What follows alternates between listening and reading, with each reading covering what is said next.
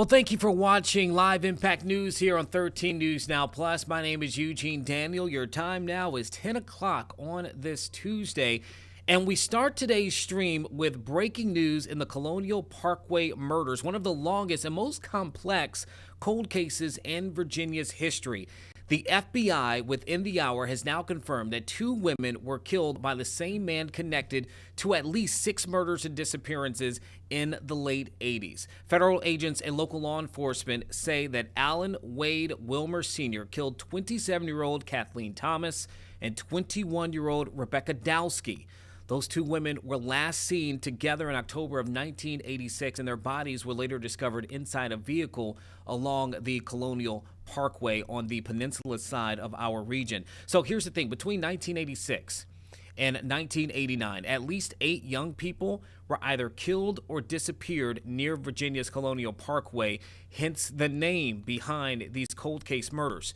Now, you may remember back in November, police were able to connect Wilmer to the disappearance and death of Lori Ann Powell back in 1988. Investigators used that DNA evidence decades later to connect Wilmer to the crime. But at the time that Wilmer, who is suspected of more killings, well, he had not been added to the national DNA database. This is just back in November. At that time, our reporter, Emily Harrison, had asked state investigators why not. State police say that then their hands were tied because someone has to either be convicted of a crime or arrested for it and before their DNA can be added to that database, and Wilmer was not before his death in 2017.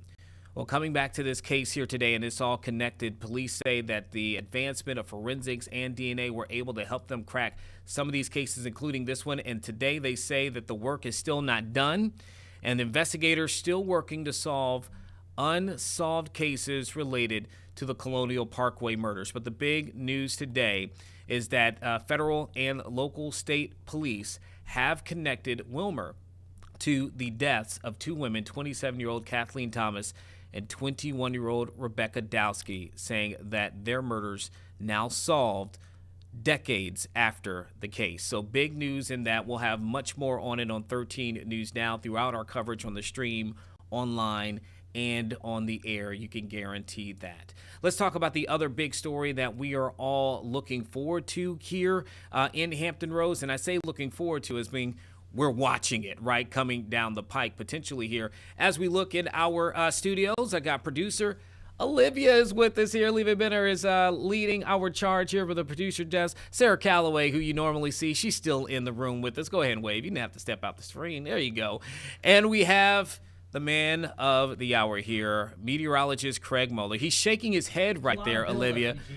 Olivia and I, Sarah and I, we've all been listening to you over the course of the days, hoping that the forecast might change a little bit for this weekend, but it seems like we really are still looking at snow coming up on this weekend. We've got very high confidence we're going to get hit with a significant winter storm. Now, how much snow you see, that's going to still be determined.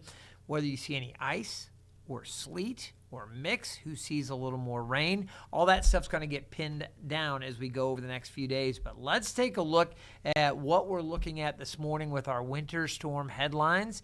And the first thing I want to let you know is that we do have increasing confidence that this is going to be a thing. All right, I felt pretty confident about it yesterday. That's why I called a weather impact alert for this weekend, Saturday into Sunday. Some things can and likely will change a little bit, but the overall idea that all of the models continue to point with increasing confidence to a winter event, that is still a thing for our region. Heavy snow is likely, but some ice, some mix, and some rain for other areas, that's all in the mix as well. All going to be watching the track and timing of this developing system because that's going to likely fluctuate. So the forecast will modify a little bit as well. Take a look at this graphic, and I love that we have this up full. I want you to get a good look at that. Okay, I'll talk over what you're seeing. The chances and what this is an ensemble run from the European model, the GFS, and the Euros AI ensemble. All right, and what it's doing is it takes the model, the global model that we typically use, and it runs it with a bunch of little tiny variations, slightly adjusting this parameter or that parameter. It says, okay, how many times do we see an inch or more of snow for Norfolk and the immediate Hampton Roads area. And all those models say basically 100% of those models all produce some snow, an inch or more, all right? So the idea that we're not going to see any snow, that doesn't seem like over a foot of snow. We've seen some of these types of snowfalls before. It's not unheard of, but we don't get these a lot. So over a 12-inch snowfall, 10% chance with the Euro ensembles, a 20% chance with GFS, and Euro AI saying 40%. So basically, Craig, if I am listening to you correctly and I'm looking at these graphs correctly, Right. it's less a question of if it will snow. It's turning more into a question of how much it will snow and where exactly it will hit and what time. How much and who's going to get the heaviest amount. So Got this it. is all going to get pinned down. And again, these numbers may trend down a little bit. You know, things can change. That's why, again, with full transparency, I want to show you what our weather team is looking at and leaning into so you can adjust your thinking and your plans for what may happen over the weekend, all right? These are not forecasts. They are predictions or projections by the storms. It's data output that we use to kind of help form our projections and predictions that we put out there. Again, this is the snow potential from these models, the GFS and the Euro, and you can see both of them really producing a lot of snow over parts of the area. Now, here's the deal. You look at those two side by side, Eugene, and what similarities do you see and what things do you think are a little different? So there are obviously some really big jumps in the northern portion of the Commonwealth there. I can see it's much more obviously for the GFS than the Euro. But I'm looking here locally in our region based upon what we're saying. According to this, at the very least, pretty much everywhere at least has double digits. Many areas. Now, what's interesting, and this wasn't a gotcha type of question, I just think this is a great opportunity for those of you maybe watching from home, or maybe you're out on the go and you found us here on Live Impact News. Let me show you here. As a meteorologist looking at this, I go, okay, two things. I'm not even worried about the numbers at this point. First glance is, where's the heaviest snow? Okay, western half of the area. North and west, you see those higher amounts. Where are the lighter amounts of snow? Down towards Kill Level Hills, the Outer Banks. You see both the Euro and the GFS with 1.6, 1.8 inches, very similar. Then a big jump around Elizabeth City, significant snow, Virginia Beach. It's interesting, both models project 10.2 inches for Chesapeake. Yeah. It's kind of rare that they actually line up like that. But anyway, it gives you a feel, lighter at the Outer Banks, heavier farther inland and north. So that's one thing to take away. Then, as you mentioned, we take a look at the actual specific numbers and you go, hey, this is potentially significant. That's a snow potential. I do anticipate some rain and some mixed precipitation knocking those totals down a little bit from what we see. So again, not a forecast, but model output that we use to get a feel and how we describe what's going to happen. Now you take a look at the European model's ice potential, and you can see that there is some potential for some ice down around Ahoskie, maybe out towards Franklin, kind of mixing in. Could be sleet, maybe a little freezing rain if we get a warmer mid-level. And again, you've got that very cold level down at the surface. So you get rain that falls into the sub-freezing temperatures. You can get some freezing or, some ice on contact. Take a look, and I'm just going to pull this down, and I don't have numbers on this projection, but look at the Euro's ice potential down to the south. And let me see if I can pull back out here a little bit. This is, again, not a map that I was setting up for us to display here. I'm doing this on the fly. That's why you don't see all the state lines. But you can see some potential for significant amounts of icing through this period as warm air from the Gulf overrides a very low-level freezing pool of air. So parts of the southeast, South Carolina, North Carolina, back into Georgia, maybe portions of Louisiana, northern Louisiana, could be seeing some ice. And I know, Eugene, from talking to you with your friends and family, that's always a concern down that way. Oh, it's a major concern. I just talked to my mom yesterday. She is in Louisiana, spending some time with my grandmother and others. And I can tell you, snow, freezing, anything of that nature for them in Baton Rouge, Louisiana, that's a problem. That's not something that they're used to. Forget temperature changes. Right. I mean, they think 50 degrees is cold. But just being able to get around, navigating. Yeah. For my entire family, my dad's there, everybody's there. It would make things tough. I want to make a point here, Eugene, that you bring up. Yeah. Okay, down south, okay, and that includes portions of our viewing area right here, southeast Virginia, northeast North Carolina. Obviously, we don't get a ton of wintry precip, so it's always a bit of a challenge for some. Ice, I don't care how good you are or how good you think you are, okay, or what kind of a vehicle you drive. I've got a Dodge Ram 1500, and it's, four-wheel drive, and it's very stable. It's a great truck. But on ice, even good vehicles with great tires on, it's a game changer. And I think down, especially across portions of the Deep South, where they don't always have the ways to mitigate that or to deal with the ice, it becomes a bigger issue. So just something to think about here in Hampton Roads, too. If we do get some ice, you need to be extra cautious. Yeah, absolutely. I think that's really what ends up getting people too, right? Not even on the big snow days, which this could potentially be what we're looking at it. But like you said, most people, they have faith in their own driving and their way of getting around. And I really hope people are paying attention to the forecast leading into it, because whatever plans you have will probably be adjusted based upon what can happen on the weekend. Yeah, and you think about it, even if you're really good on the ice, and which I you've think got I am personally. Yeah, well, everybody does. It's kind of like you're driving the perfect highway speed. People that go past you are maniacs, and people that are going slower than you are, come on, what are you doing here? Go faster, right? When it comes to driving on ice, even if you're great on the ice, that doesn't account for the other people that may be out there that have no idea what's going on. So, again, depending on how things play out, you may want to adjust a little bit. Take a look at the outlook with the GFS. I want to show you how things move in. One significant change from yesterday, Eugene, still bringing the snow, but you'll notice yesterday morning we had snow in here in the mid-morning. Now it's delayed until mid-afternoon or even late afternoon into the evening. So that's a delay, where I was thinking, oh, man, we're going to be busy Saturday and Sunday morning. Now it looks like Saturday morning is going to be fine. Setting up, our weather team will cover this. Obviously, as soon as the stuff comes in, we're all over it, and the forecast leading up to it.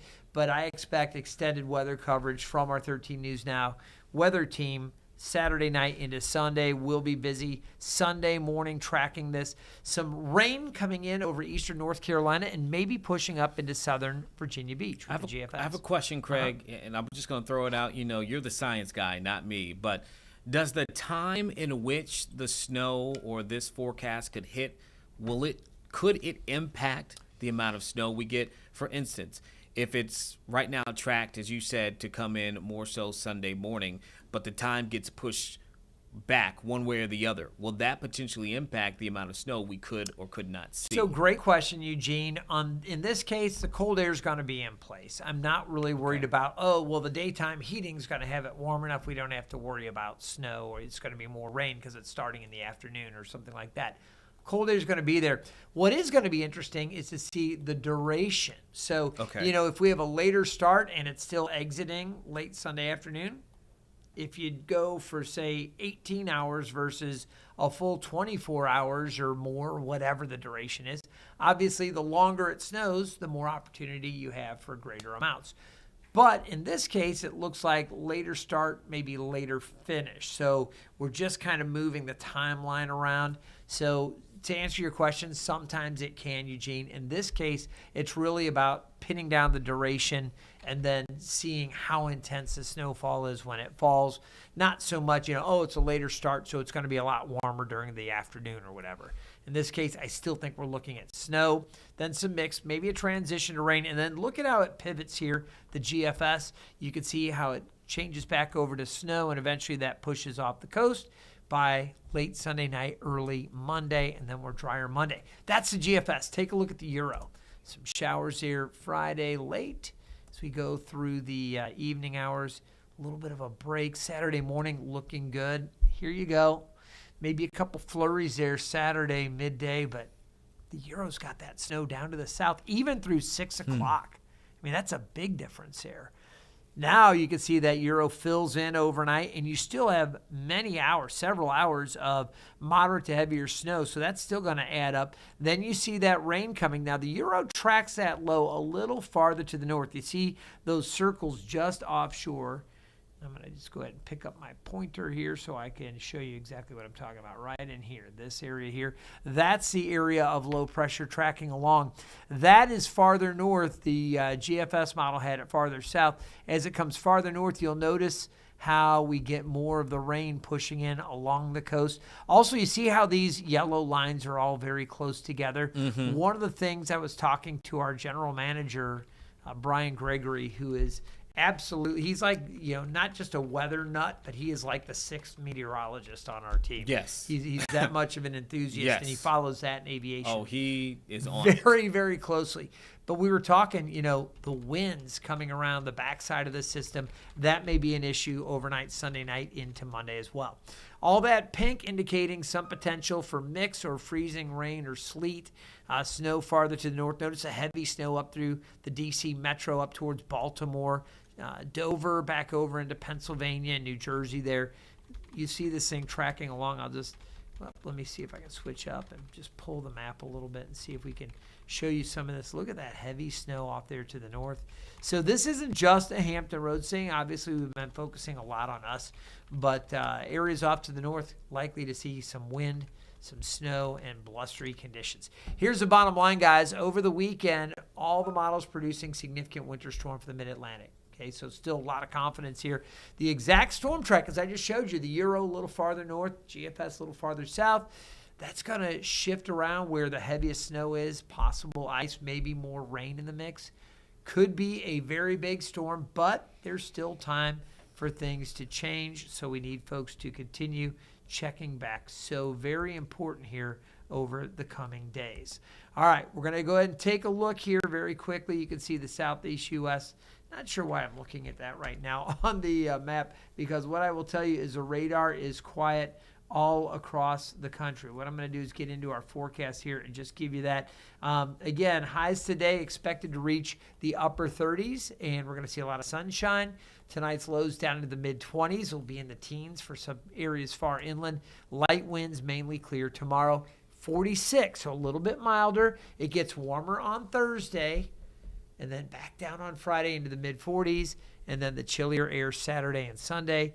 I've said it. I'll say it again, and you'll hear it more and more from our team. Keep checking back. Later this afternoon, right here on Live Impact News, we'll have our afternoon Mets updating you on more model changes. Tim Pandagis will have you updated with your forecast along with Evan. You'll be hearing more from Taylor and Hunter as the week progresses as well.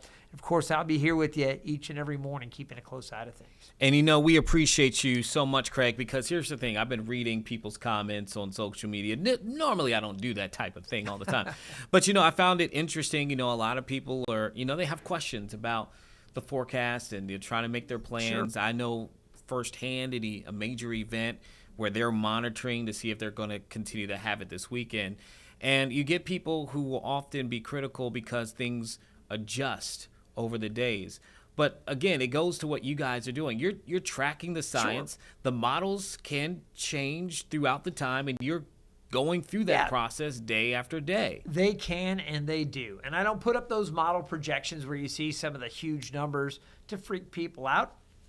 I panic? Not at all, okay? What I'm doing, and what I hope you as a viewer, or a news consumer, appreciate, is full transparency. Hey, This is what the model suggests this morning. I'm not telling you rush out, get bread, get water, get milk, get whatever you need right now. What I'm saying is, hey, if these models are correct, we're going to have a handful to deal with this weekend, all right? If they change, we'll let you know that too. But isn't it better that we give you a look at what the very best forecast guidance is suggesting now, rather than just leave it to chance and all of a sudden Friday or Saturday you're scrambling when the picture is fully clear and you never heard anything about it? That's Absolutely. Our thinking, and that's what we'll continue to Absolutely. do. And again, I think most folks in this age now, with more advanced technology, people can access a lot of this stuff. I think folks, by and by, the feedback I get, they're appreciating it. And if people are like, oh, you guys are panicking. No, we're not. Listen to what we're saying. We're just saying this is how things look this morning. Prepare, not scare. You got it, buddy. That's really what it boils down to. And again, to the work that you guys are doing, you caught this really, really early. When we came in yesterday, it was like the first thing that you mentioned is like, okay, we need to make sure people know about this. And it's cool from my vantage point, not being a meteorologist, seeing how things progress throughout the week as we're getting closer and closer and seeing what these models are kind of doing. And I'll just give a humble brag to see how things that you have predicted are still coming into play here on the weekend. I appreciate it. I will tell you, the science has gotten so much better. Yeah. The ability to communicate. People always talk about, like, what's the greatest advancements in weather? And I know we're going to move on with the rest of the news. But the greatest advancements in weather haven't been just satellite or radar, all these things. It's been the ability to communicate faster. When we first started studying weather, you could take an instrument and measure the temperature or the pressure, but there was no way to get all of that information together and figure out what was going to happen next. Now, in this day and age, everybody can see we've got all this amazing computing stuff, and the forecast will keep getting better. So thank you, guys. Keep checking back, and we'll keep you updated. No, thank you very much, Craig. We appreciate it. And as he said, you want to make sure that you are locked in and following with all of the updates that can come through. Easy way to do that, you can download this app, 13 News Now Plus, if you're not watching us live through it and you're watching us on YouTube. You can also download our app on your phone, which is the 13 News Now mobile app. You can follow us on air at any time on 13 News Now here, and, of course, 13newsnow.com. Craig and our team of meteorologists, they are phenomenal. They're great about getting updates out there. And, of course, Craig, I got to plug your show daily, Monday through Friday from 9 until 9:30, The Weather Desk. So it's the Craig Show in the morning. It's the Craig Show. So, Craig, we appreciate you, and we'll have you back hopefully tomorrow as well, seeing how the models are progressing as we get closer and closer to the weekend. You got it. All right, I'll let him go, and let's go now, actually. Let's see where we're going to go here. We got a few things that we're watching, okay? For starters, I'm seeing right now that the United States Commerce Secretary, Howard Lutnick, is currently in Switzerland at the World Economic Forum. He is on a podium at the moment with other economic leaders. The same location right now where we're seeing a lot of European leaders currently, and we're expected for the president to be meeting with them, all with the backdrop of the rise in tensions over the Trump administration's desire to take Greenland. And with that, too, you've now had NATO and its allies who will push back, and the president saying that he would consider enforcing 10% tariffs on at least 8 European countries who are not going along with the U.S.'s plan. So we do see that is happening right now. The reason I'm not going to it at the moment is because the feed looks like it is constantly freezing. So I just wanted you guys, you can see here, we can pull that big board here. You can see what I look like, what I look at every single day here, our board that is showing us live events happening. This at the top here, that is the Commerce Secretary currently speaking in a discussion with other leaders, which I do believe also includes the CEO of Bank of America there in Davos. The other thing that we're monitoring right now is the continuation here of the Uvalde police officer, former Uvalde police officer Adrian Gonzalez, who is on trial, accused of not doing enough in his duty to stop that mass shooting that killed 19 kids and 2 teachers in Uvalde, Texas, at Robb Elementary School a few years ago. He, one of the officers there on the scene. Remember, so many of them showed up, but it took 77 minutes for them to go in and confront the gunman who ended up being the person who killed those children and those teachers that day. But what we will go to right now that is happening in the moment is to New York City. This is another day of the largest nursing strike in the city's history. They have been now on strike and campaigning for better wages, for better care for their patients, and better conditions there in New York. The negotiations as of last week had really broken apart between the nurses and several large hospitals there in New York City. And just moments ago, Senator Bernie Sanders and the new mayor of New York were there, Zohran Mamdani. We recorded on that. We'll cut that actually now and try to get it to you in a little bit. But for now, let's go ahead and listen to the nurses themselves. And once we have that sound from both Sanders and from Mamdani cut, then we can play that for you. But this is in New York City, happening live right now, that nurses strike that has been going on for at least a week now.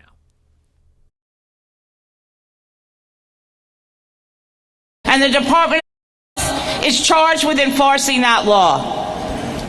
Between us and the other unions that represent registered nurses in New York, we have filed thousands and thousands and thousands of complaints. Who here has filed a complaint about unsafe staffing to the Department of Health? Who has?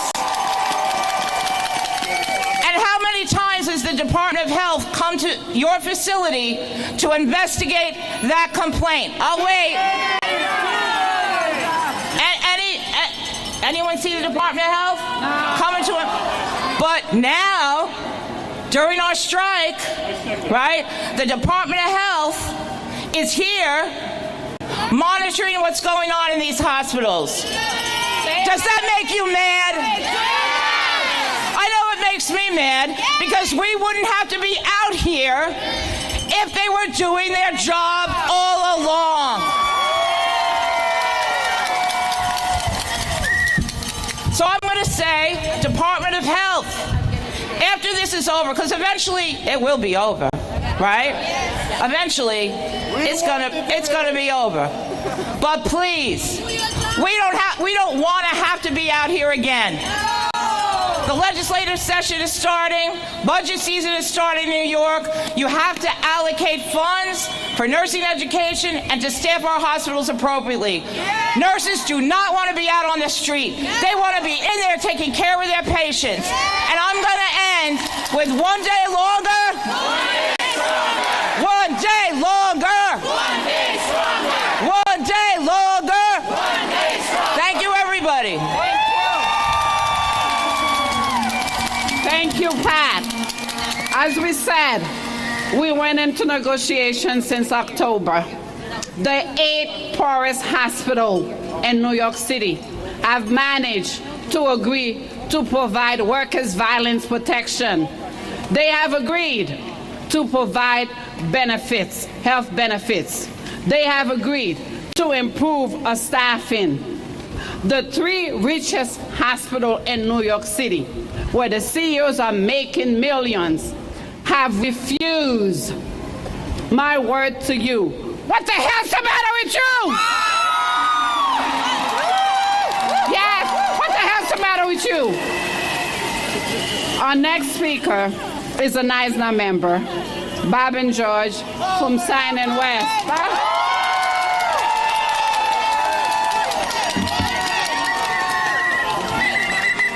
Mount Sinai West nurses!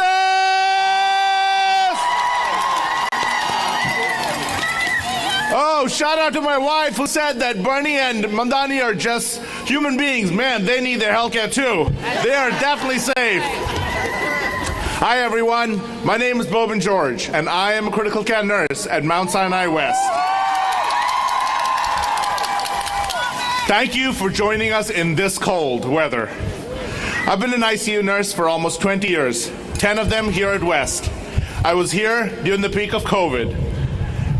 Just like Nicole had mentioned, I know we all want to forget the pandemic ever happened. But I have to say that the stress of not having health care for the past week and a half has brought back memories and reminded me why this strike is so vital. That's right. In the early days of COVID, all of us nurses carry the weight of knowing that we were the only human link to our patients who were isolated from their loved ones. Yes. At the same time, every shift was a risk, not only to ourselves, but also to our families. My wife and 2 kids rely on my healthcare benefits. What happens to them if my healthcare coverage is cut? We need our health insurance to keep us healthy and safe and to continue to safely care for our patients in New York City. Right now, the management of some of the wealthiest hospitals are threatening drastic cuts to our health benefits. These cuts could impact not only striking nurses at Mount Sinai, at Presby, and at Monty, but also about 44,000 different nurses and their families over 50 hospitals across the state who are enrolled in the NISNA Health Benefit Plan. Hospital greed is not just bad for us, it's bad for patients. It is. In New York City, we are facing an affordability crisis. Hospitals across the city increased their charges for patients' care by about 150% between 2011 and 2023. Mount Sinai jacked their prices up 213%. In 2023, the city's wealthiest private hospitals charged patients nearly 4 times what it actually costs to provide care. So now, these same hospitals are claiming they can't afford their own inflated rates for their nursing staff. Give me a break.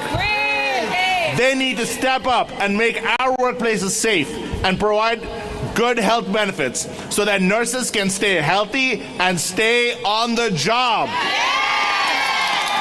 We know that they can afford it. We deserve better, and our patients deserve better. Healthcare is a human right. Fund our care. Treat us right. Healthcare is a human right. Fund our care. Treat us right. Healthcare is a human right. One day longer, one day stronger, one day. Okay, you're listening there live as the nurses' strike continues in New York City. And I told you just moments ago, before these individuals began speaking, that Senator Bernie Sanders and New York Mayor Zohran Mamdani made an appearance and spoke before these nurses and those who are on strike. So let's go ahead. We have their sound now cut. We can cue them up at this point, let you listen to what they're saying. We're going to be listening too, because we were talking about the forecast and the opening breaking news that we had in our stream. So we have not heard this yet. So up next, what we'll have played moments ago, Bernie Sanders and Zohran Mamdani, their thoughts here at this particular rally.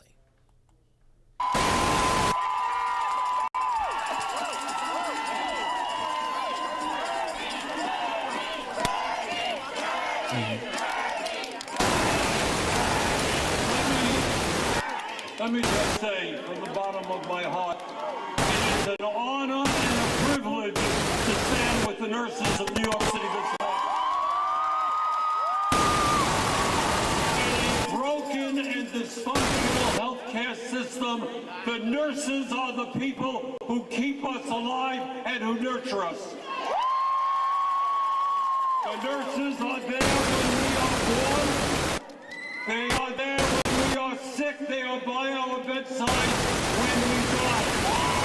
And we owe our nurses a profound sense of gratitude for their dedication to our health. I'm going to tell you something.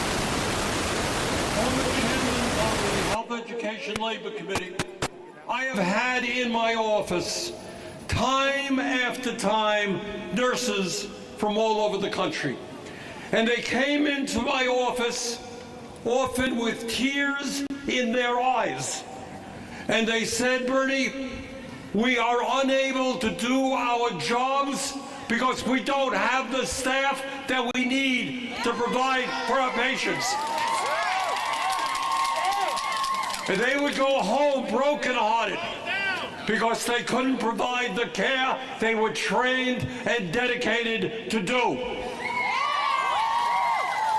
The people of this country are sick and tired of the greed in the healthcare industry. They're tired of the drug companies ripping us off, the insurance companies ripping us off, and hospital executives getting huge salaries.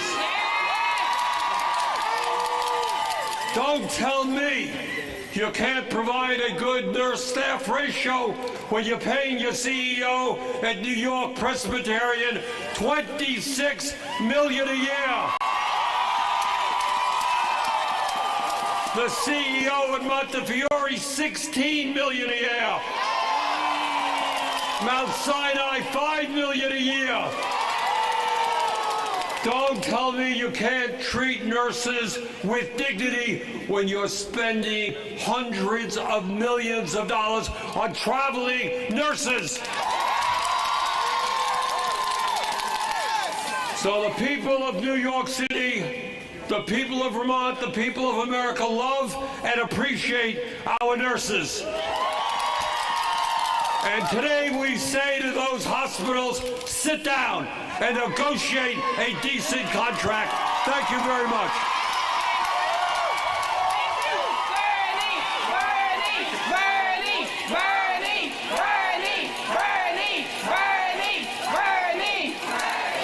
And now, our New York City Mayor, Zoran Mandani.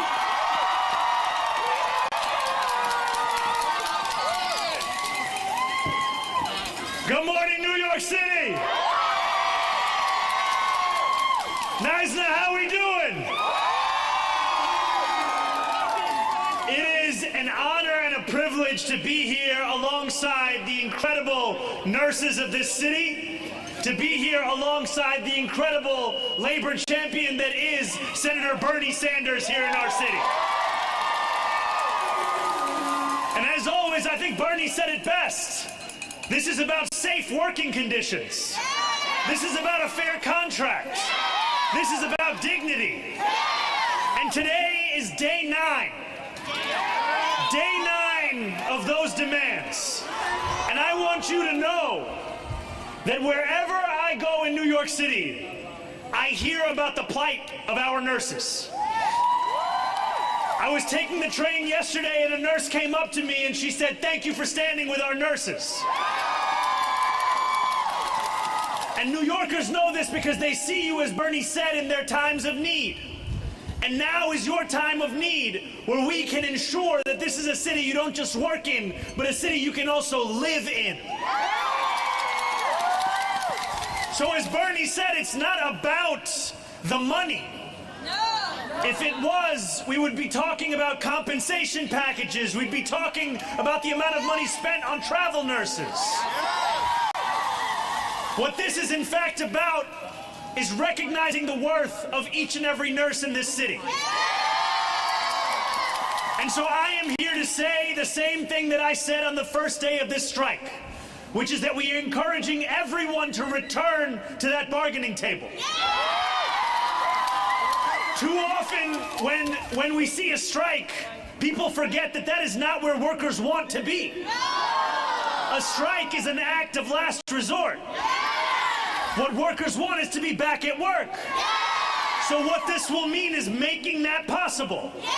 And so we call on every side to come back to that negotiating table, have a swift and urgent resolution, and to know that no matter what day it is, we will be here, we will be standing with you, and we will be saying the exact same thing. Thank you so much.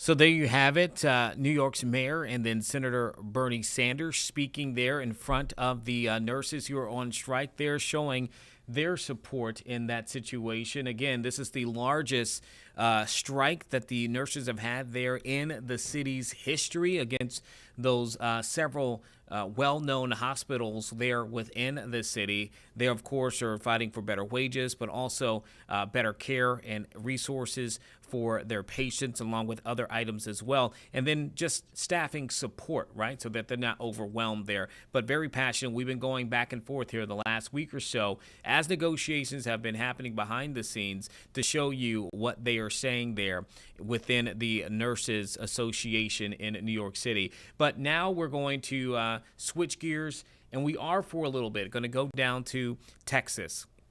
Another trial that we've been following here that's happening right now. I told you moments ago, the Uvalde trial of Adrian Gonzalez.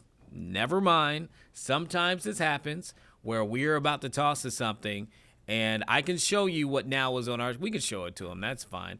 That just happened, which means they have now gone either to some form of recess or break. And when I tell you, it was as soon as I started to speak on it that they went to the Eagle there that signifies that they are not in session right now. So we'll see whenever that comes back. So we'll take that off the screen there for now. But here's another case that we've been following. This is the au pair case that's happening in Virginia right now. Remember, we told you about this just a few days ago, and in the opening days, a man accused of killing his wife and another man in an attempt for him to continue an affair with their live-in au pair. We're talking about Brendan Banfield. He is the former IRS criminal investigator accused of killing his wife Christine in 2023, luring a man by the name of Joseph Ryan to their home using a fake online page of his wife, an elaborate scheme, and then killing them both there inside their home. Prosecutors again said Brendan was having an affair with their au pair, who also testified against him after she pleaded guilty to other charges and reached a plea deal in that case. So right now, let's go ahead and head to this trial that we've been monitoring as well in Fairfax County.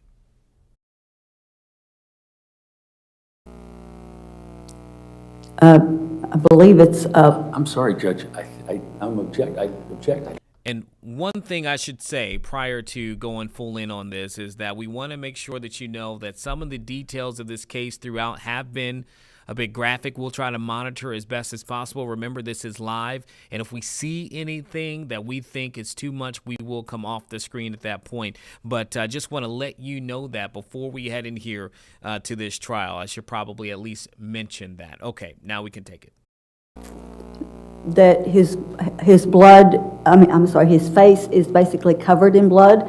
In this particular image, I'm looking especially at under the chin, because the overall solid, if you will, blood pattern ends at the chin. Objection, Your Honor.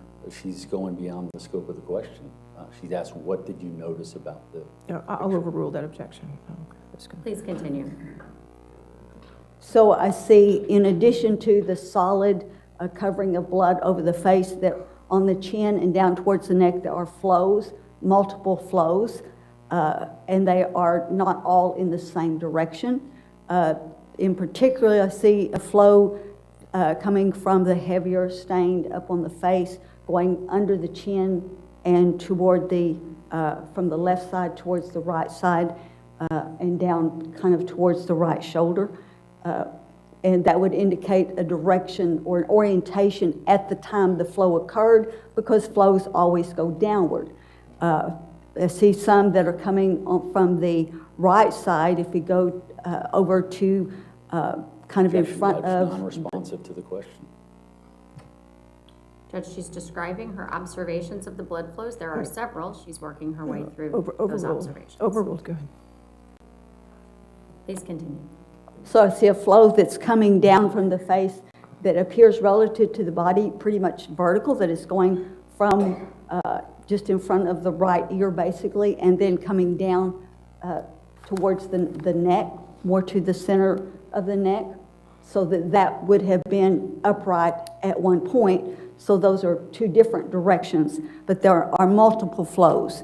And just as a point, that only liquid blood flows, dry blood doesn't move. So at the time the blood was wet, that indicates that that portion of the head was in different positions.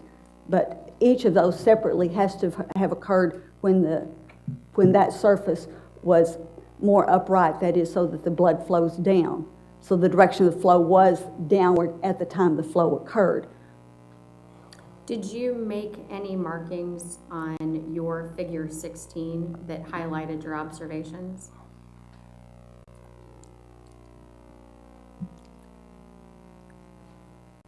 I'm sorry, I don't know which is my figure 16. Sorry. But let me do this, Judge, at this time, if we can remove the photograph from the display.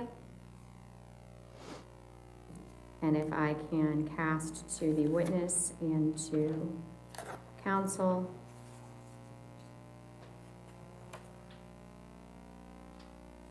Just one moment. Commonwealth's 170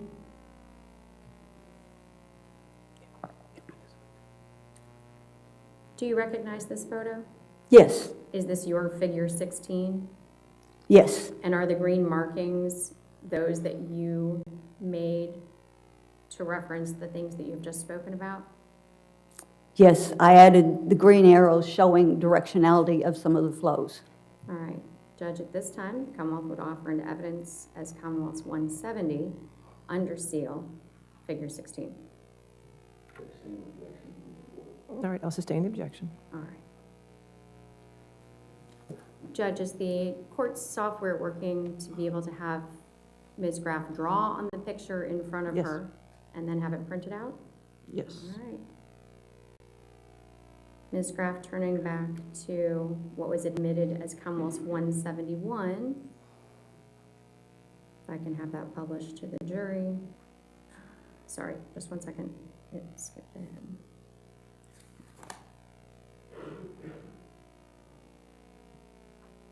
Can you mark with your finger on the screen in front of you the location of the blood flow and the directionality that you just discussed? Okay, there are multiple flows. So just to demonstrate, if this works. Ooh, sorry, it's a very wide mark and the flow is very narrow. But for one, and then there's that's going from the chin, from the left side of the chin down towards the right. There's a second one that's somewhat parallel to the previous.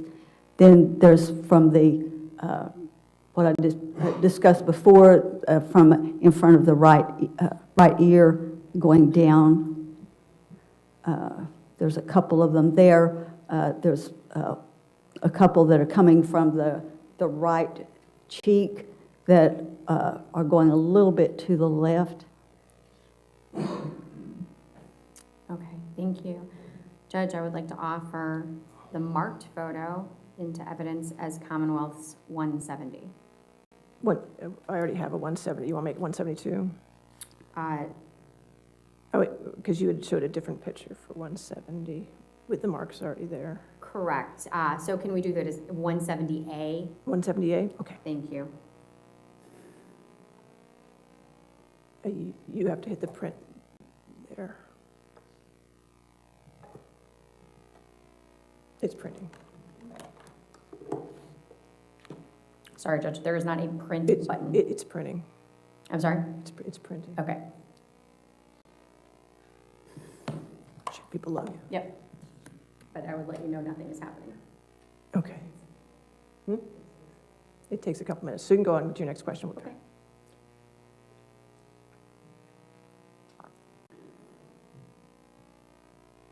All right, so if I can drop the display, please.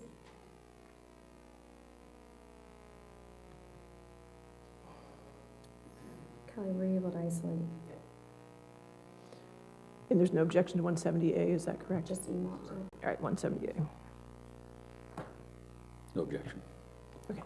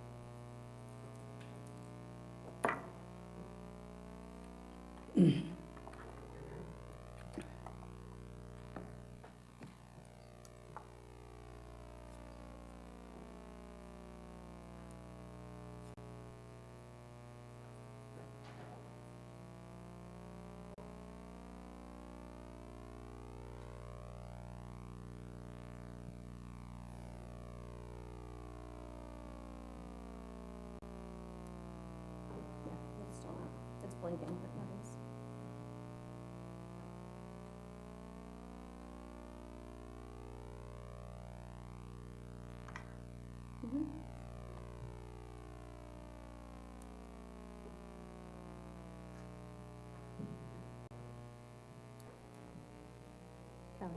Is it in the shared drive?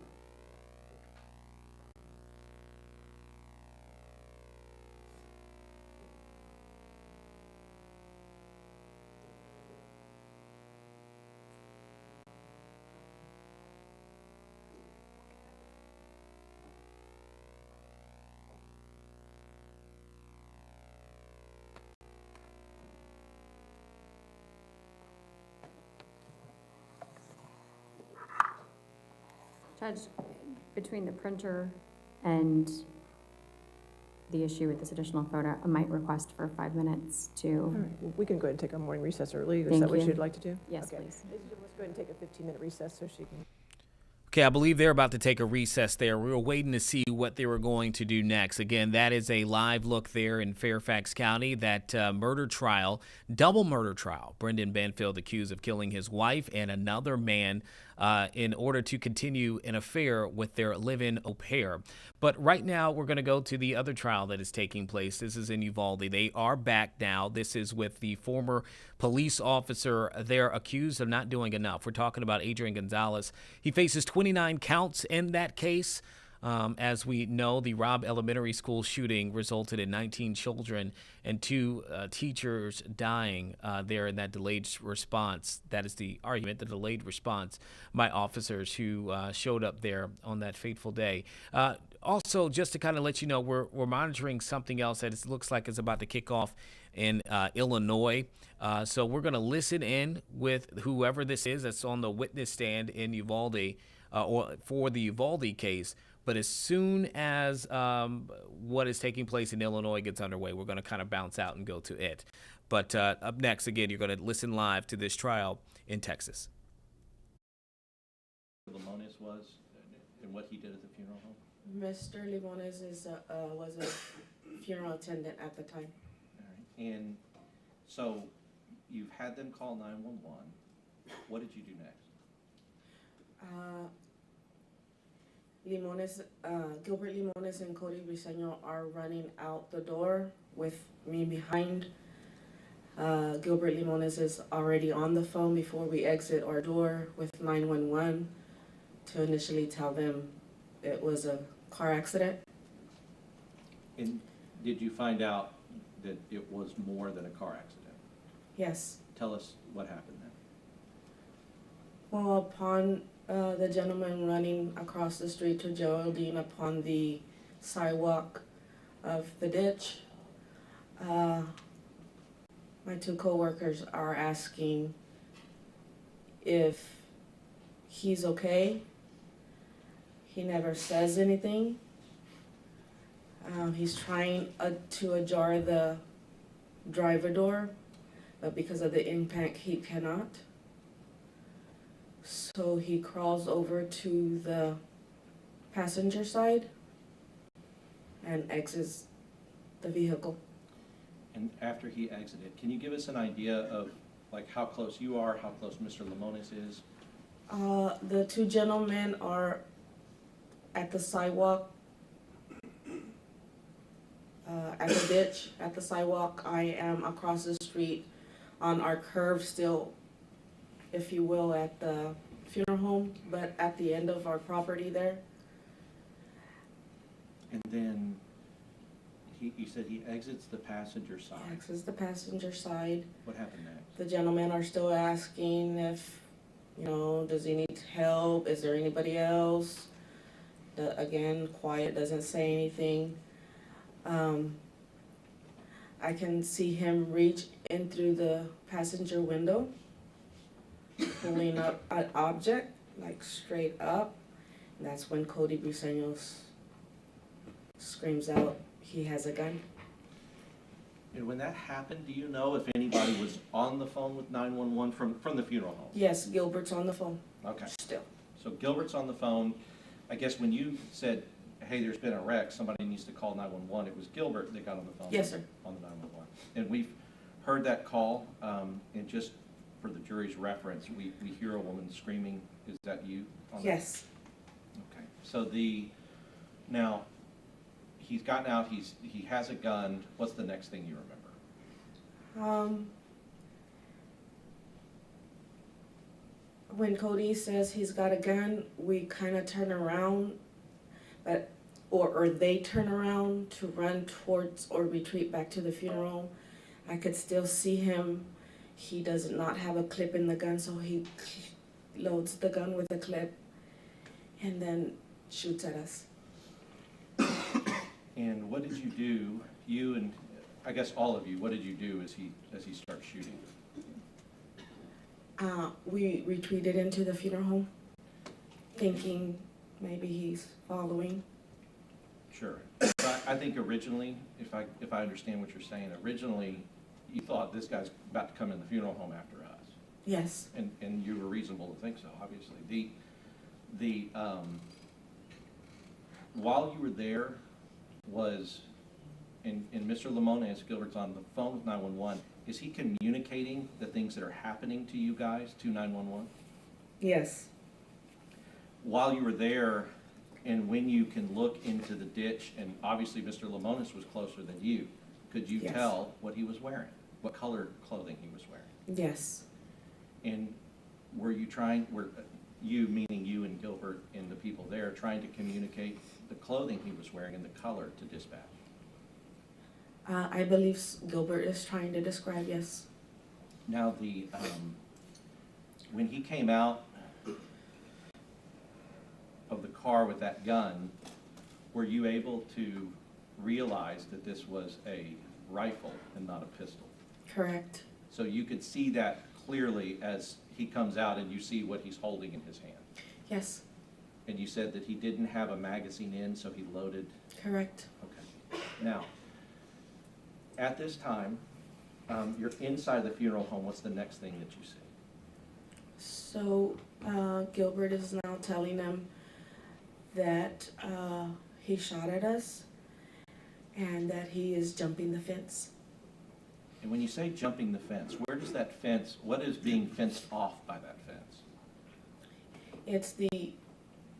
It's the fence that ends the property of the school at Robb. Okay. And so when he jumped that fence, what's the next thing that you saw the shooter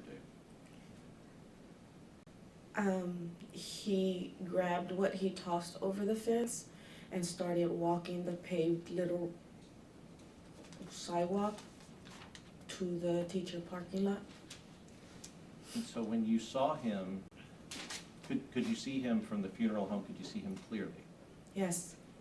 And just to describe for us, are you like looking out of like glass doors, or are you looking out of a window? I am back at my office watching him. And as you're watching him and looking from your office, I guess there's a window in your office. Yes. And as you're looking, you're watching him just slowly walk towards the school. Yes, sir. And you said he goes to the teacher parking lot. So I want to ask you about that. Was there a time that, I guess when you see him go to the teacher parking lot, well, just describe for the jury what you saw him do when he got there. So before he gets to the parking lot, I remember him, obviously his back to me. He's wearing a cap, a black hoodie. He removes his cap. He shakes out his hair and replaces his hat or cap on his head.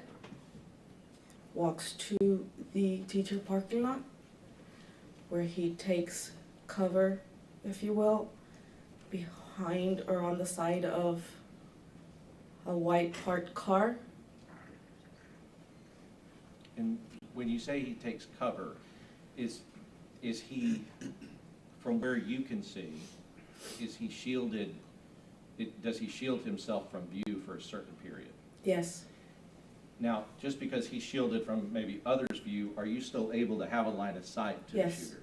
Yes. What is he doing when he's He there? is reloading. And so, Your Honor, may I approach the witness? Sure. Yes, sir. I know, it's been a while since I've done it, so I forgot you allowed us to do it. I'm showing you defendants 12. Now, you talked about one of the first things you did when you heard the wreck was that you looked at your you said your cameras to see if that would explain it. Yes. So you have familiarity with the cameras that were at the funeral home at the Yes. time. And have I showed you a little clip that's very much zoomed in and very pixelated of one of the camera angles and views from your funeral home? Yes. All right. And is that contained on defendants 12? Yes. Your Honor, we offer defendants 12. No objection. All right. May we post to the jury? Yes. And so what I want to do is, I'm going to put that up there behind you.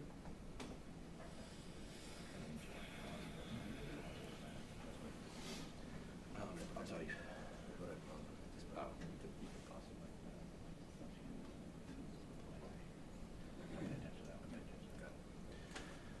So I'm going to direct your attention. I'm going to come up here.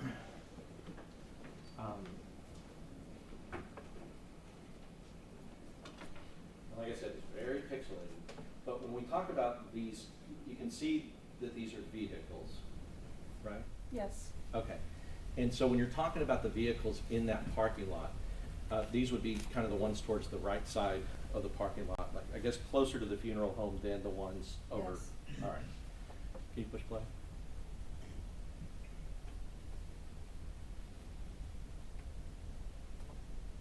And now, focusing your attention here. You see this figure walking right here? Yes. Okay.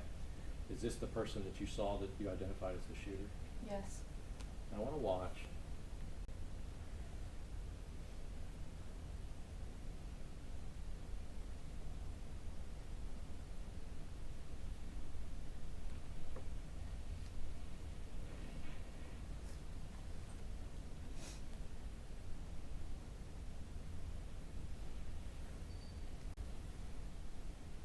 Can you go back? Can you play it again? It's very hard to see because it is pixelated. It's Ranger Hill told us. I want you to watch to see if you can see a white car that runs up that side.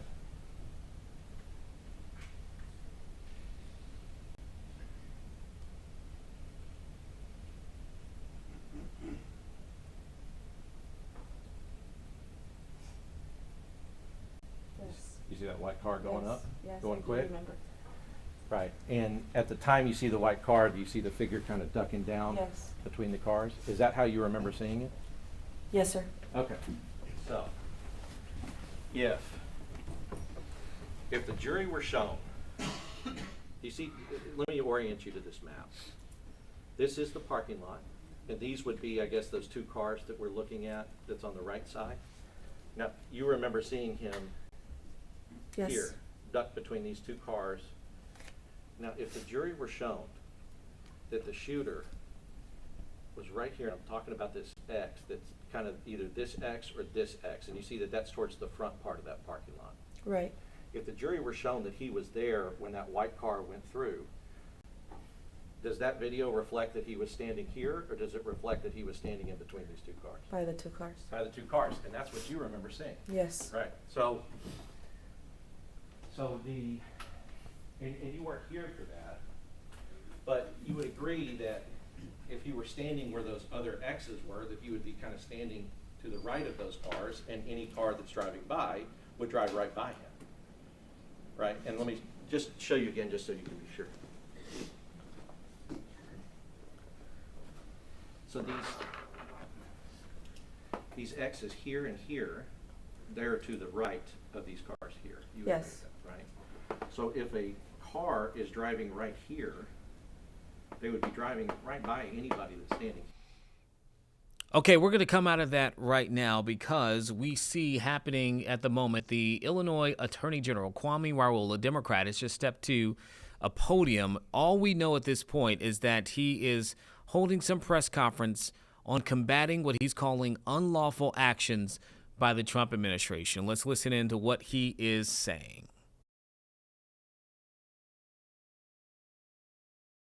In itself.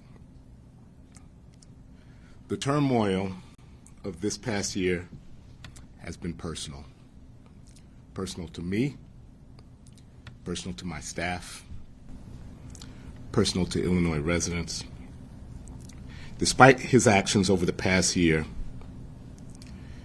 President Trump was not coronated as a king on January 20th of 2025, and no one is above the law.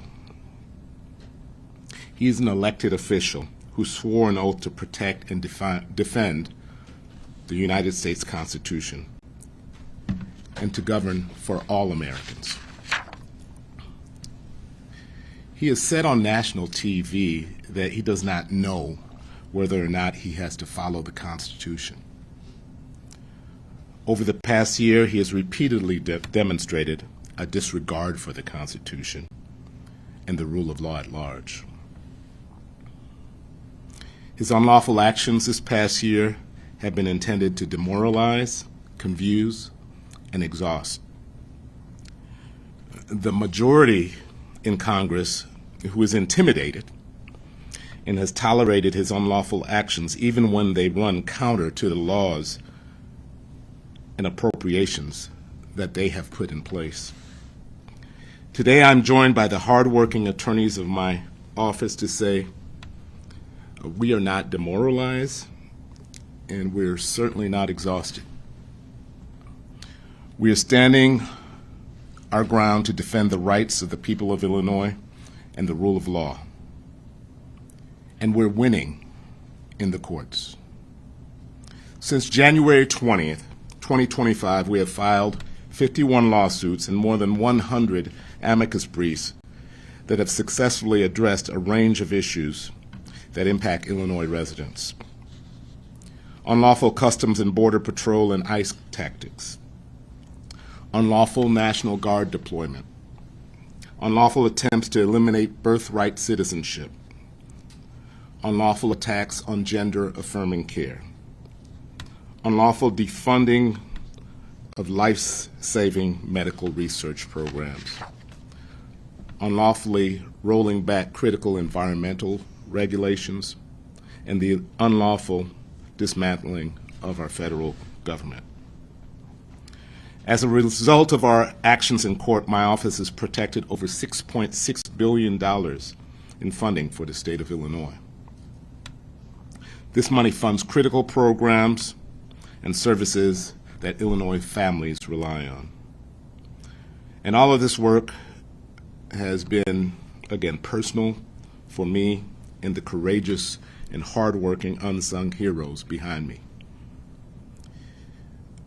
Just one day after the inauguration, together with my fellow attorneys general, we filed our first lawsuit during the administration to protect birthright citizenship.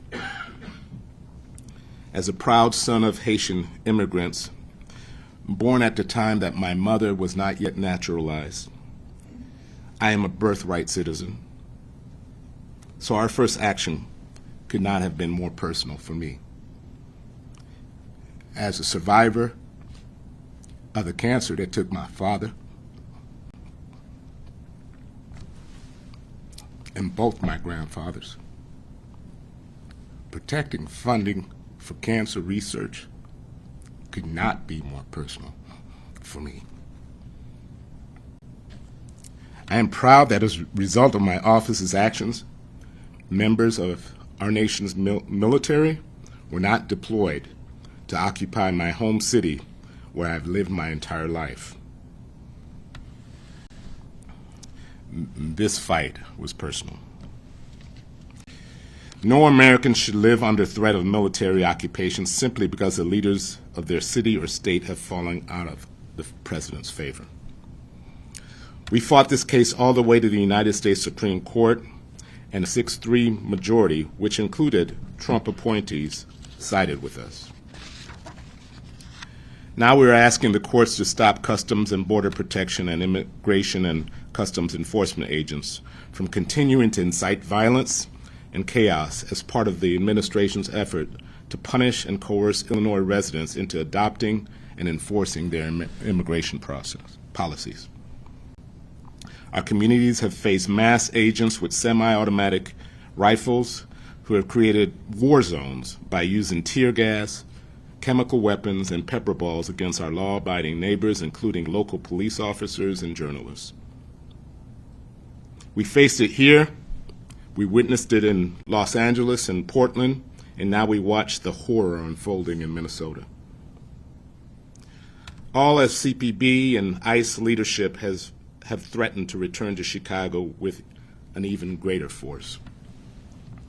When I became Attorney General, I swore an oath to uphold and defend the Constitution and the rule of law, and I will not be deterred or intimidated, even if it means defending the rule of law from attacks by our own federal government. None of this work is possible with the incredible attorneys standing behind me. This work is deeply personal to them, which is why they work around the clock, through weekends, even foregoing sleep, to protect and defend your civil rights. On behalf of the people of the state of Illinois, I want to thank them for their dedication and their courage. Their commitment inspires me each and every day. I also want to thank members of the public at large who have stepped up to report their experiences or what they may have witnessed. It is important to note that our lawsuit against CBP and ICE is bolstered by evidence provided by people in the public at large who have suffered or witnessed these atrocities. In the coming days and weeks, our social media platforms will highlight the work and the talented lawyers in my office doing it. We are not giving up. I urge you not to give up. Stay attentive. Continue to stand up for our most vulnerable residents, for each other, and for what is right and just. It's been 365 days, but together we remain resolute and clear-eyed and ready to continue our fight. With that, I want to yield to any questions you may have. Jeremy. Hey, talk about what kind of strain has this year had on your staff? I mean, because with the number of staff you have in these legal fights, and has your staff reached the breaking point? Like when we see the next budget unveiled, are you going to need more money or more attorneys?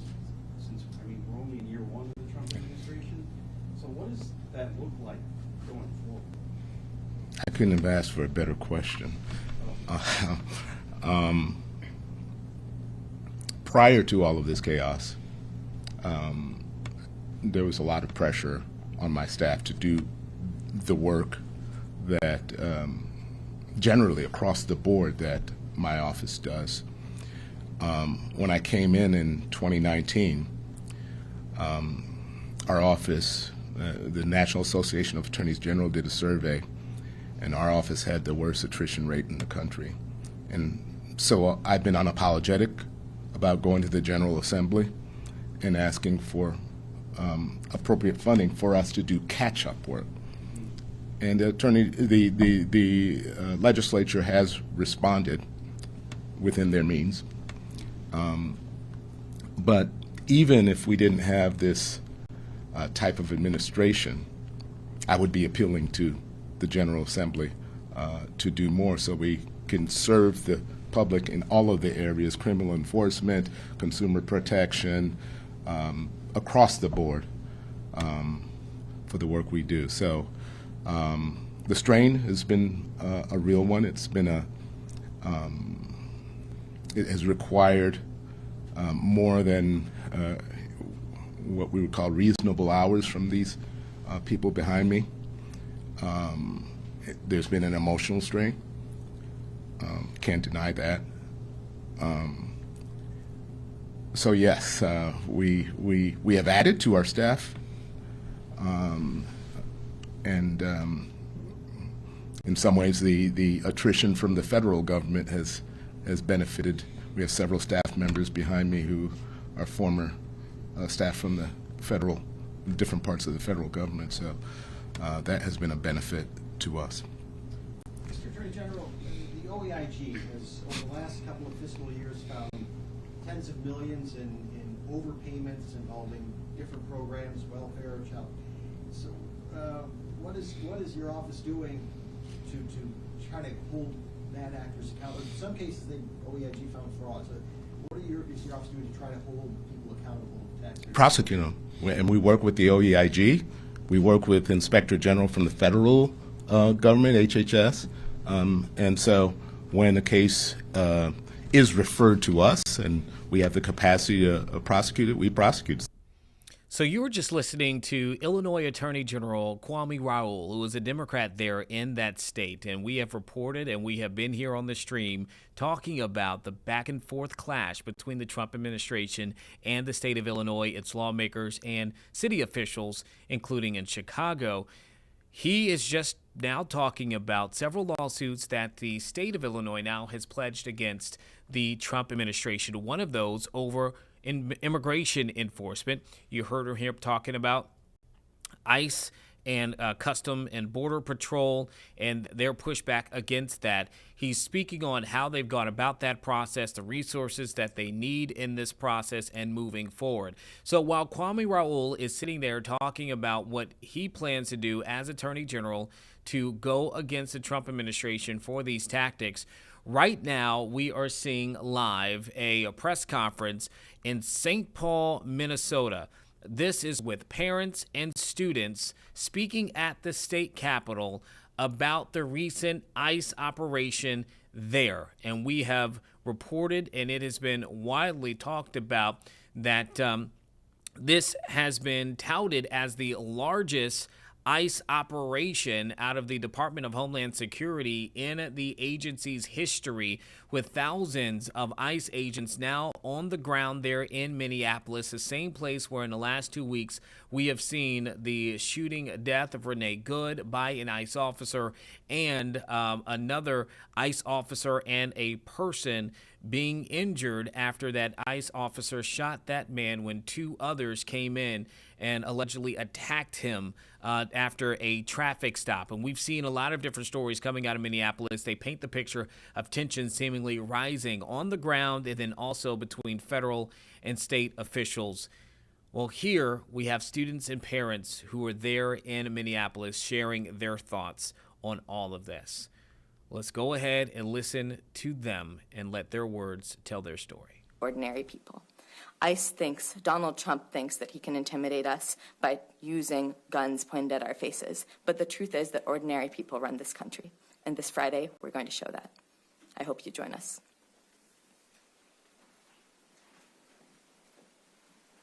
We will be opening it up for a couple of questions. We do have to get these students back to school, of course.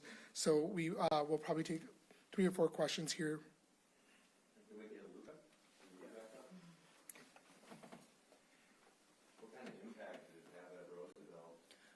So many students were missing. A lot of finals had been canceled because everything was so stressful that was happening, and everyone was scared to even talk about it.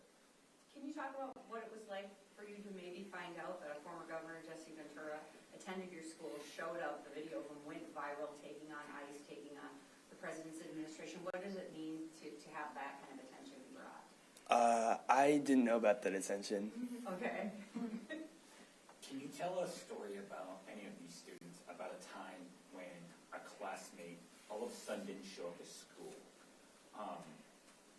What was your reaction? What was your concern? Does anybody have an example of that? Sure.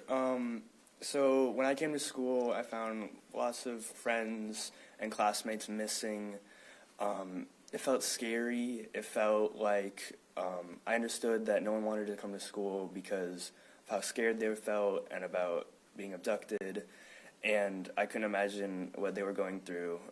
And having to miss out on an education just because people are coming to school and abducting you shouldn't be happening.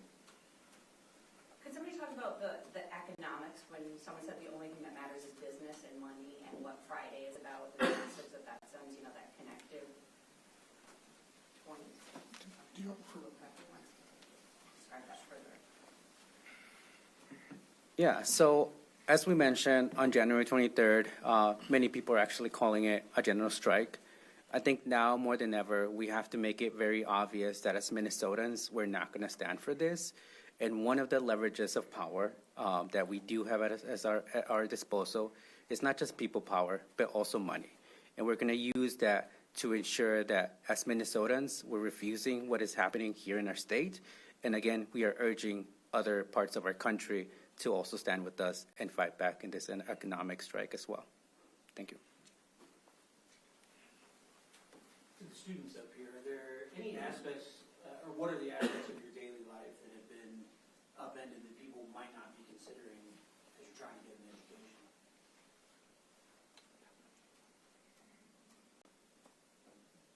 Didn't mean to ask. Do you want to repeat the question? Just what aspects of your daily education have been upended that people might just not be considering? Everybody sees the raids and everything like that, and the present danger goes, what about for your education? It's every aspect. It's from the moment I wake up to the moment I go to bed. It's fear, it's anxiety, and it affects every moment I have. If I want to study for exam, the only thing I can think of is what's happening down the street. So, yeah, it's everything. While you're there, is this going to change the way you move about the campus or change your daily routine or change how you get to classes? I mean, are you at that point? Definitely.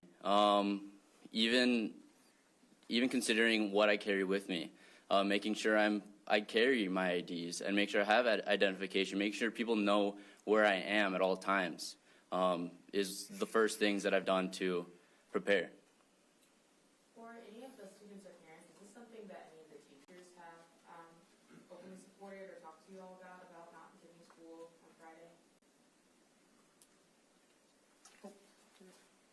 No teachers are really allowed to talk about that because, they're part of the district, and the district doesn't want to take sides. Were you going to march around at, or is this downtown Minneapolis? Yes, downtown Minneapolis. All right. Well, thank you so much for your time. Thank you very much. We have sent information just through email as well for the speaker list as well. Thank you very much for your time. Thanks. Thank you all so much. Interesting to hear from them. You can see multiple students involved in that, speaking about what's going on there in their communities and the things in which they see that they do not like. And you can hear them speaking of the compassion that they have also for other students, and that one individual saying that one of the ways in which they're making sure that they are prepared is by telling other people that they know and love where they are. Right. And so, again, we continue to see images happening out of Minnesota, Minneapolis mainly right now. And there are a lot of people who are on the ground who are in those communities, regardless if they are directly affected when it comes to in any encounters with ICE officers or agents. You can hear it from them. The entire community, everybody involved, is impacted by what's happening, and they have concerns about where that leaves their communities. And so to hear it from them is certainly interesting for sure. Again, a few things are happening right now. We do have the trial that's in Uvalde is taking place. We just showed you moments ago Illinois Attorney General Kwame Raoul speaking about lawsuits that they are now waging, speaking of immigration enforcement, against the Trump administration for efforts there. But right now, what we will do, we have talked about here in Virginia, where the Commonwealth of Virginia elected and then over the weekend inaugurated the first woman to be governor in the history of the Commonwealth. But another woman who was elected at the same time, along with Abigail Spanberger, and is also a first of some nature, is Mickey Sherrill, who's in New Jersey. And right now there is an inauguration ceremony taking place in Newark as she will become the first Democratic woman governor of New Jersey. And so that ceremony is underway for Mickey Sherrill. So let's go ahead and listen in on that. Again, this is in Newark, and we do expect her to come to the podium here momentarily. The dreamers and the doers who make this state what it is. Yesterday, we honored Dr. Martin Luther King Jr., whose life continues to challenge each of us to push forward for justice and to fight to make that eternal promise a reality. My father marched with Dr. King and carried his message in his heart throughout his life. My father taught me that faith must be active, not passive. He taught me that justice is not an idea, it is a responsibility. And he taught me that service is not optional, especially for those who have been blessed with opportunity. My mother, Grace Estelle Dungy Caldwell, gave me the strength of her love, the wisdom of her faith, and the belief that education and compassion can transform lives. Their values shaped the path that brought me here. It was faith that called me into ministry, and today I am humbled to serve as the first pastor to hold the office of Lieutenant Governor of New Jersey.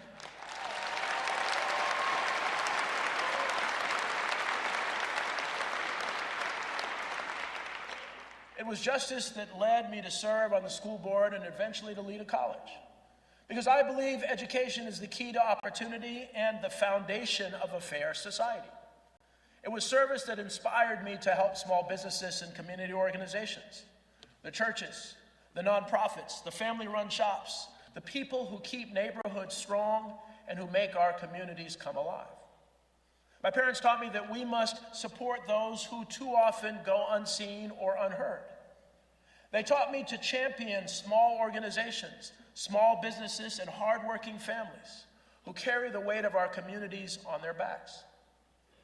Proverbs chapter 31, verses 8 to 9 tells us to speak up for those who cannot speak up for themselves, defend the rights of the poor and needy. This verse is more than scripture to me. It is a promise I make to you today. It will be my guiding principle as your lieutenant governor. It is because of these convictions that I was excited to join Governor Sherrill in leading the state. I've seen firsthand her incredible dedication, her discipline, and her unwavering commitment to the people of New Jersey. I've seen how she has dedicated her life to upholding the Constitution. I know we share a belief that every resident, every child, every family deserves a real chance to thrive. Together, we will work tirelessly to serve the state with integrity, with accountability and compassion. We step into leadership at a time of deep national division and growing anxiety. We've witnessed attacks on rights, freedoms, dignity, and truth. We have seen vulnerable communities targeted and democratic institutions threatened. That is why I am deeply honored to serve not only as Lieutenant Governor, but also as Secretary of State, with the immense responsibility for safeguarding our elections and protecting the right to vote.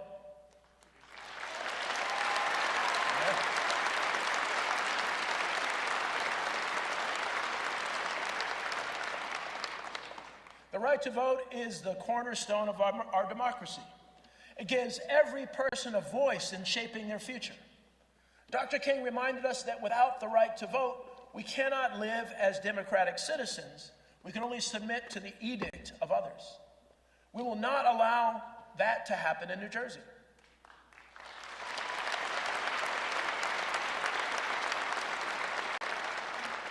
Our administration will defend voting rights and protect the integrity of our elections and ensure that every eligible New Jerseyan can participate freely, safely, and confidently. But our work cannot stop at protecting democratic rights. We must also restore trust in the institutions of our democracy that serve the public. For too many people, government feels like an obstacle rather than a partner. For many families, the systems designed to support them feel slow, confusing, or indifferent. That's why the first thing we did after winning this election was listen. And the message was clear. The status quo is not working. That is why our administration is focused on lowering costs, strengthening small businesses, and expanding opportunity for every resident. Because that is what responsive leadership looks like. But beyond policy, we must strengthen the social fabric of our state. At a time when Washington is intent on tearing us apart, here in New Jersey, we must rebuild the trust between neighbors. In the church, we say, love your neighbor as yourself. And in my church, we add, we love you, and there's nothing you can do about it. Loving your neighbor means respecting their dignity. It means valuing their humanity. It means creating a state where everyone belongs, regardless of who they voted for or whether they voted at all. As your Lieutenant Governor, I promise to work for you, to fight for you, and to help you pursue your dreams. It's worth noting that both our state constitution and the U.S. Constitution begin with the powerful promise and powerful words of we the people. The promise that all of us deserve to live the life we dream of, and turning that promise into a reality will be the guiding principle of our administration. From Trenton, we can show the people of New Jersey and the rest of the country what good, effective, and responsive government looks like. New Jersey is uniquely positioned to lead the nation forward. We are one of the most diverse states in America. We have world-class talent, innovation, creativity, and determination. We are home to families who work hard, who dream boldly, and refuse to give up. I believe that with all my heart that our best days are ahead of us.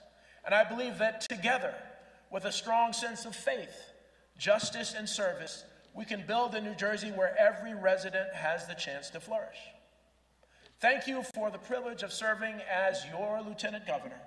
Thank you for trusting me as your Secretary of State, and thank you for believing in a future that is brighter and more hopeful for all. May God bless you. May God bless the great state of New Jersey, and may God bless the United States of America.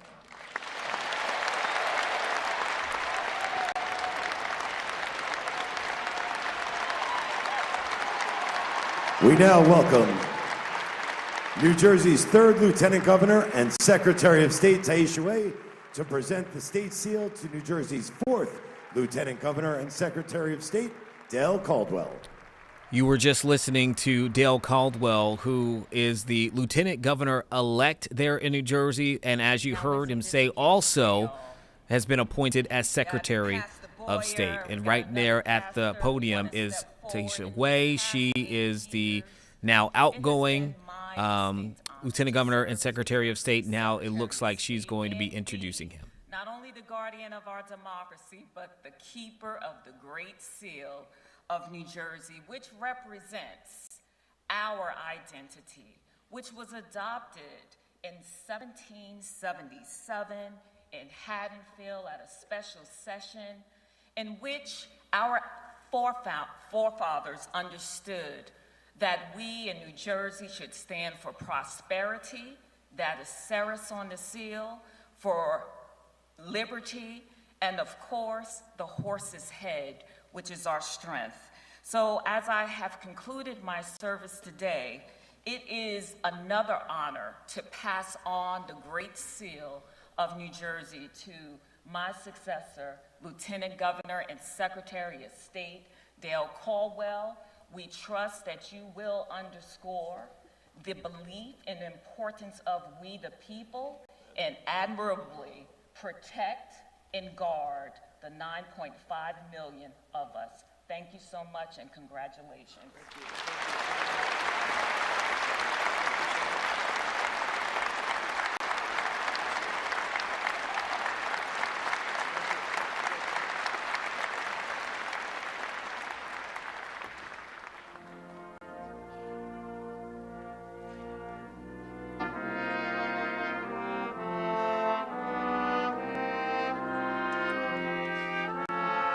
Ladies and gentlemen, the New Jersey State Archivist will now present William Patterson's bound copy of the Constitution of the State of New Jersey, the United States Constitution, and Declaration of Independence to Jason Hedberg, husband of the Governor-elect.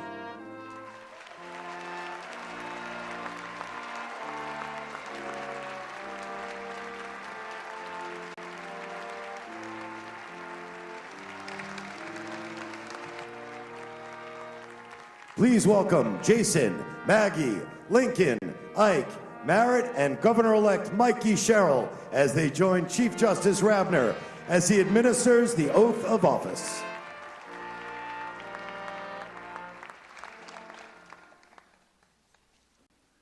I, Mikey Sherrill, Mikey Sherrill, elected Governor of the State of New Jersey, elected Governor of the State of New Jersey, do solemnly promise and swear do solemnly promise and swear that I will support the Constitution of the United States that I will support the Constitution of the United States and the Constitution of the State of New Jersey, and the Constitution of the State of New Jersey, and that I will bear true faith and allegiance to the same and that I will bear true faith and allegiance to the same and to the governments established in the United States and to the governments established in the United States and in this state under the authority of the people, under the authority of the people, and that I will diligently, faithfully, impartially, justly, and to the best of my knowledge and ability, execute the office in conformity with the powers delegated to me. In conformity with the powers delegated to me. And that I will. To the utmost of my skill and ability. Promote the peace and prosperity. And maintain the lawful rights of the State of New Jersey. So help me God. Congratulations, Governor.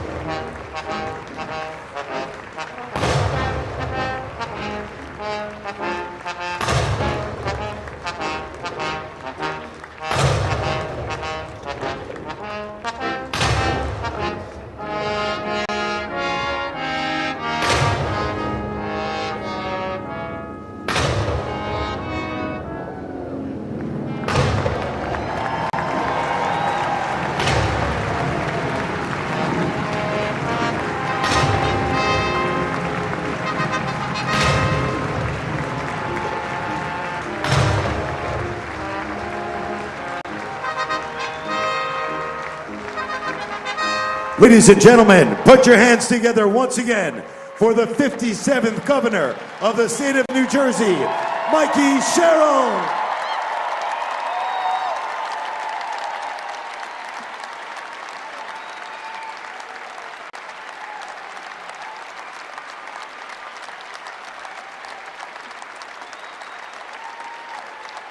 Thank you. Thank you all so much. Thank you.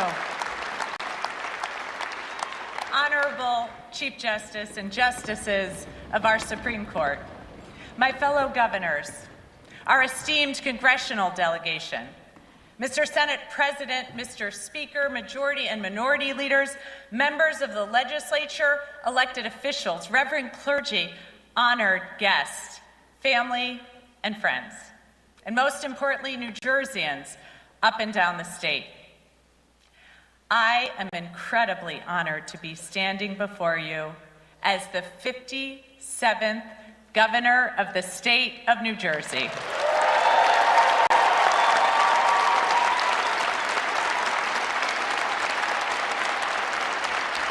And I want to thank everyone who's traveled from near and far to be here today. You have all made this day truly special. My aunts and uncles, brothers-in-law, cousins, nieces, nephews, I can't tell you how much it means that you are all here. Mom, Dad, Megan, Mary, I love you guys so much. Thank you.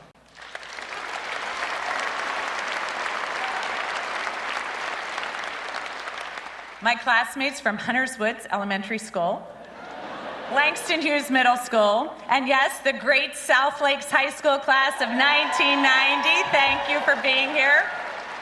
Mr. Jenkins, my principal, and Ms. Cascio, like so many people, I would not be here today without the great mentorship of wonderful teachers. My classmates from the Naval Academy,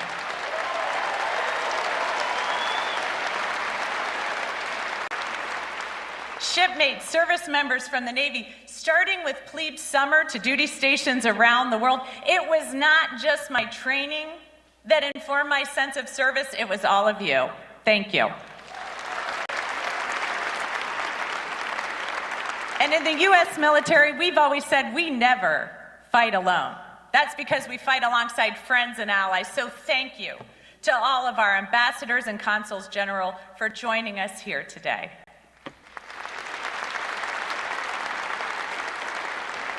Everyone from the U.S. Attorney's Office working with you right down the street at the Rodino Building was an honor. And despite the troubles that our former office is now facing, I know your dedication to justice is unwavering.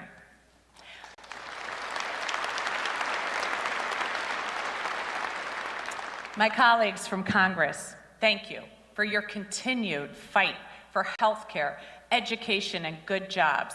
America is lucky to have you fighting for her.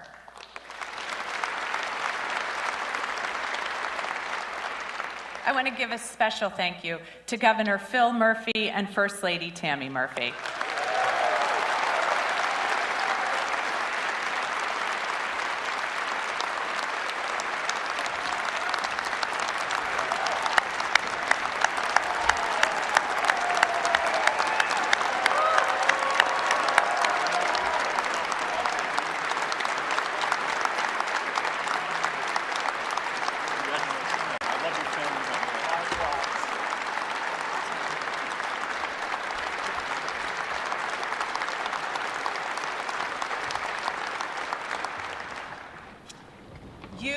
Both have truly shepherded our state through perilous times, and your dedication to improving the lives of working families, including by raising the minimum wage and fully funding the pension for the first time in decades, speak to your enduring concern for New Jerseyans. Thank you. There's a governor that I am so sorry won't be with us today. Although Governor Cody just passed away, his dedication to our state and his connection to her people won't be forgotten.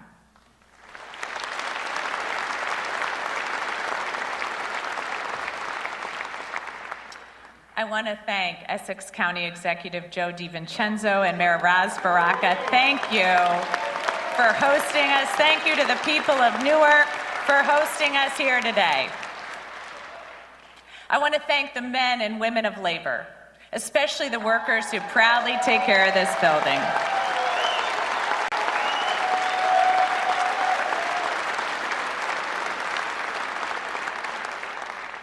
And congratulations to our Lieutenant Governor, Dr. Dale Caldwell, and to his daughter, Ashley. I am so incredibly lucky to have a partner like you, and I look forward to making history with you today.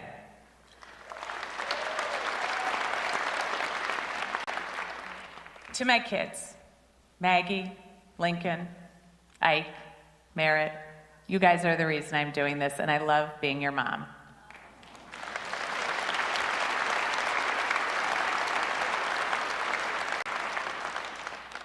And finally, to my husband, Jason, you are a steady hand in the chaos of raising 4 kids, running multiple elections. You offer sage and sometimes not sage advice. You've been a true partner in the challenges we've taken on. You are amazing, and I love you.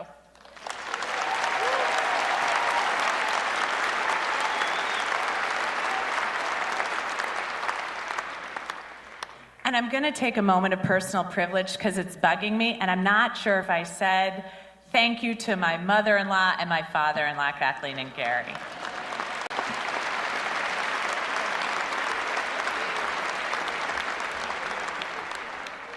Quite frankly, thank you to every single person here today. I value your support as we embark upon this administration and the challenges ahead. We enter 2026 commemorating our nation's 250th anniversary.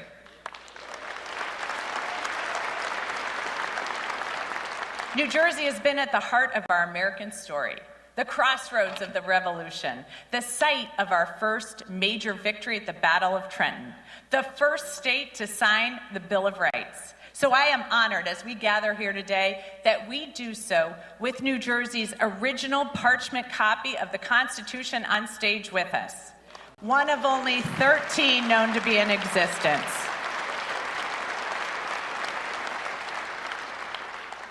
I wanted to take my oath on it. It's a little large.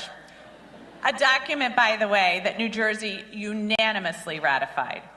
The Constitution, born out of challenges of the early republic, clearly lays out our values: to form a more perfect union, to promote the general welfare, to secure the blessings of liberty to ourselves and our posterity. Because you see, inherent in our Constitution is a framework for opportunity, a commitment, a covenant that ties generations together.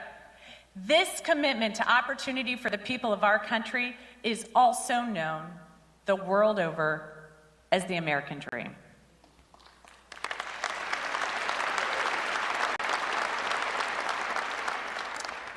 And like so many families, my American story did not begin that auspiciously. From what relatives have told me, it includes people fleeing a famine, others fleeing religious persecution, and even once they arrived here, the road to success was uneven. Poverty, economic devastation, sometimes building something for your family only to lose it, forces beyond your control. But over and over again, this country has offered my family opportunity found nowhere else in the world. From my grandfather landing a good union job after the war,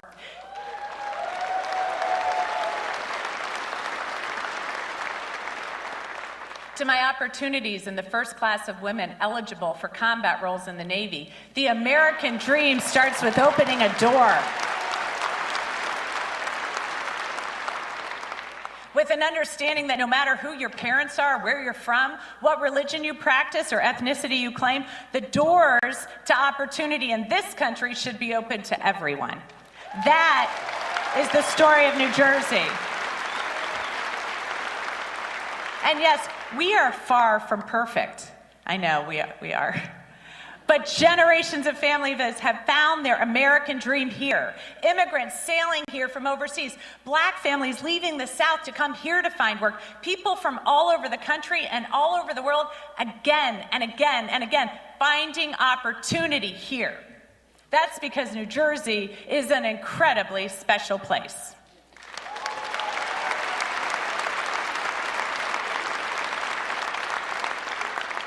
The course of American history has been determined here. It was just across the street in Military Park, where the cannons were just fired, that Thomas Paine began to pen his pamphlet, The American Crisis. It galvanized a nation. During the Industrial Revolution, Trenton built this great nation. Picatinny Arsenal constantly defends our hard-won freedoms as the arsenal of our democracy. So here in New Jersey, we have invented everything from the light bulb to the moving picture to the laser. We have artists from Sinatra to Springsteen to SZA. New Jersey, in my humble opinion, never gets enough appreciation. So, as the newest leader of our great state, for all these artists, battles, and innovations, I just wanted to take a moment to say, you're welcome, America.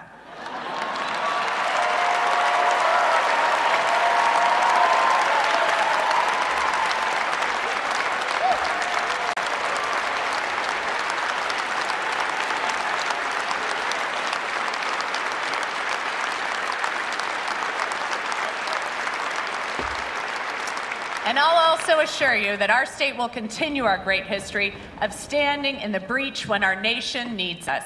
You see, what makes us special is that sometimes, in some moments, the impossible is possible here. So we are unafraid to take on tough challenges. We never assume we've lost the fight before we even enter the ring. So when I get asked, and I do get asked, was I surprised at the results of this election? I can honestly say no, not in the least, because I know New Jersey. Yes, we are loud and brash, and sometimes we tan like it's 1980. Our Giants, our Jets, and Eagles don't even claim our state as home despite our rabid devotion. There are an inordinate number of young men wearing chains here, including my two sons. We go home, we speak different languages. You know, in this election, I learned that in South Jersey, they pronounce Taylor ham pork roll.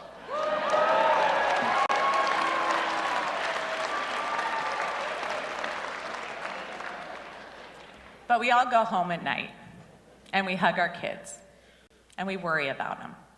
We worry about our parents. We worry about ourselves and our future. But because we live here, we refuse to give in to fear or despair. That spirit, defiant, yet always looking to the future, has always defined us.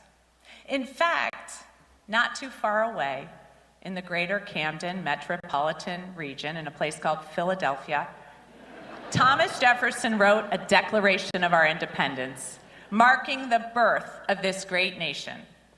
This entirely unique and revolutionary declaration claimed human beings had universal rights to life, to liberty, to the pursuit of happiness, not because of who their parents were, but because every human being is endowed with these rights by their Creator, not by a king.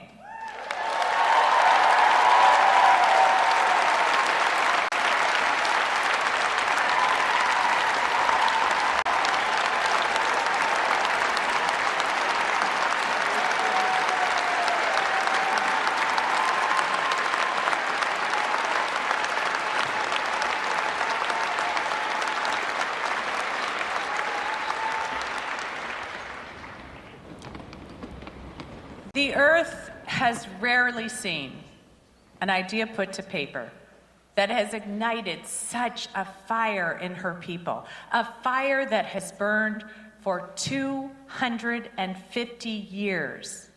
As enslaved people, women, oppressed people from around the world and from every walk of life read our founding documents and demanded their own path to those same universal rights. Our declaration denounces tyranny and listed those attacks on our rights committed by England's king. The list of grievances in our Declaration of Independence included these charges against the king.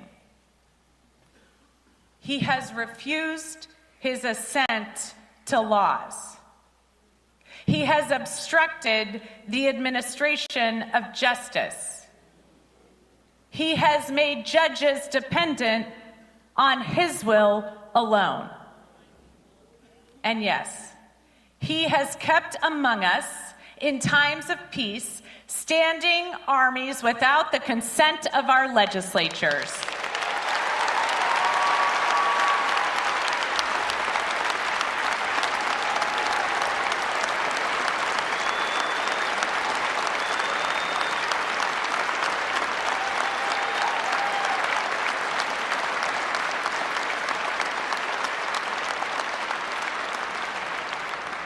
And this election proved that the people of New Jersey recognize the parallels.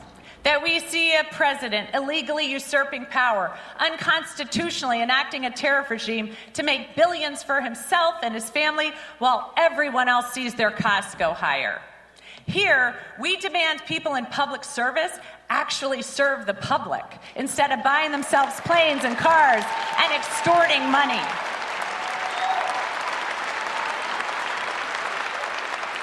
And on November 4th, the people of New Jersey once again gave the nation a glimmer of something it hadn't felt in months.